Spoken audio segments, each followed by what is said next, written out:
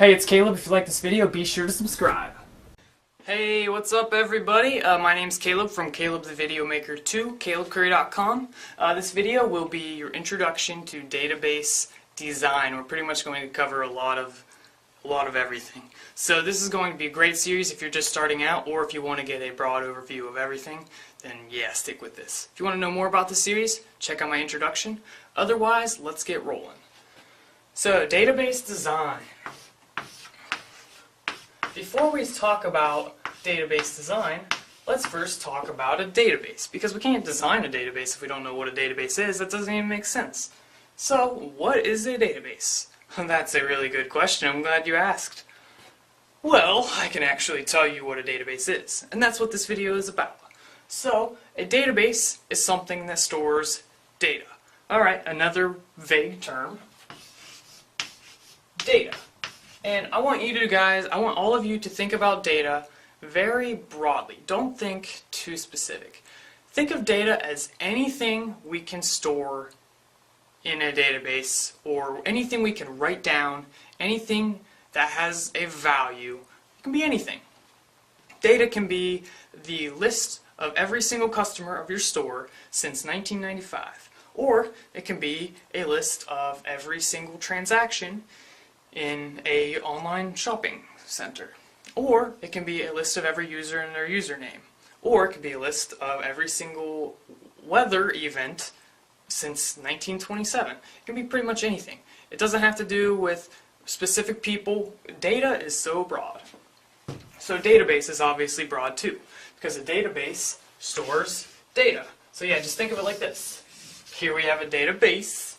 A base is where we store data. Pretty simple. Alright, so now that's pretty vague, and I'm not sure if that was very helpful. So now let's break it down to where we see it from a technical standpoint. Everything in this world, not everything, but almost everything, is ran from a back-end database. It's what stores all of our information. So, for example, I like to use websites for examples because they're very clear and they're very easy to understand the concept of this. When you go to a website and you sign up, you give them a username, you give them a password, and you give them an email. All of that, when you sign in the next time, it allows you to sign in. Well, how did that website remember what your username, email, and password was?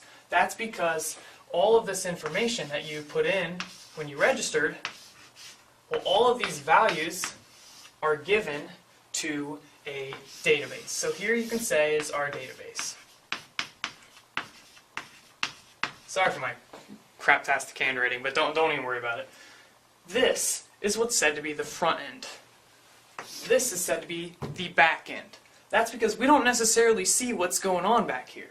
We can put in our email, our username, and our password, and it can get stored in this database. That way, when we come back again and we log in, we give them a username and a password, it takes that value, it checks it with the database to allow you to get into the account. That is a perfect example of a database. So a database can store that information, but it's not limited to only registration. You can use this to store all of your records of sales in a store, and all so forth. It just goes on. Don't think of it as a limited thing, because there's so many things you can do with a database. So many things.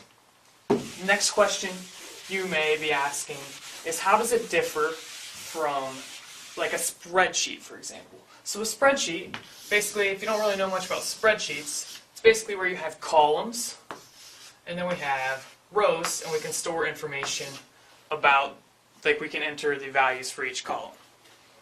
Spreadsheets are good if that's what you need, if you're a very small company, excuse me.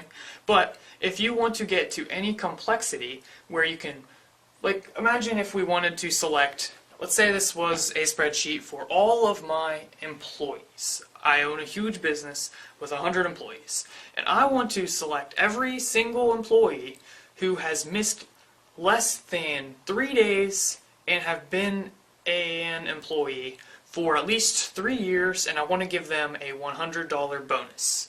Well, that's something, if I had a spreadsheet, I'd have to manually go through that, check every single value. That's not going to work. because time's money in business. But anyways, with a database, we can run queries to get those kind of values, to figure out which employees have been a employee for 3 years and have only missed 3 days or less. So that's how it differs from a spreadsheet. Basically, what you can do with it. If you have a spreadsheet with 10 employees, or with 10 values, and that's like you can figure out all of your information in a couple of seconds, well then you might not need a database. That's up to you. The other thing is with spreadsheets, it's either like all data or no data. Let's say this stored every single detail about every single employee that I had, and all I wanted was their name and their address. Well, we can't really do that easily with a spreadsheet unless we take all those columns and like copy and paste and all this extra garbage, or find some algorithm to do things fancily. If you know what you're doing, you can probably do it. But with a database, we can selectively choose which columns. So we can say only these 2 columns do we want returned, and we can ignore the rest. On top of that, we can allow different users to access different information. Back to the website example, we had users page, and then we had a database. When here, you put your username, email, and password. That's stored on a database, but that's not necessarily the only thing that's stored on a database. A user might only get to access that, but a database administrator might get to access when they registered, the transactions they've made on your shopping website, or what they've watched, what they've viewed, the comments they've made, how often they visit the web page. It's pretty much limitless to what you want to do with the database.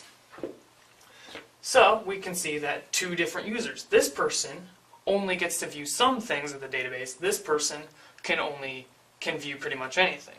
With a spreadsheet, it's kind of all or nothing. Do you have access to the spreadsheet? Yes, I do. Well, here it is. If you don't have access, well then too bad, you don't get any of it. So that's awesome. That's a security feature as well, because you don't want this person to get all of the hidden information that's stored within this database. So hopefully that makes things pretty darn clear. The next video I'll kind of be talking about how data is stored in a database, because I was going to get into that in this video, but I kind of ran out of time. But for the sake of just your understanding, if you decide not to watch the second video, which you will watch the second video, right?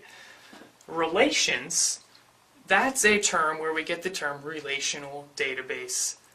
So this series is for what's known as a relational database.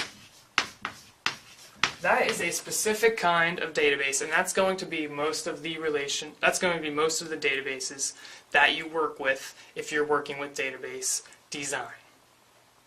So in the next video, we will be getting into what relational means and why it's useful. Why is it a good database system?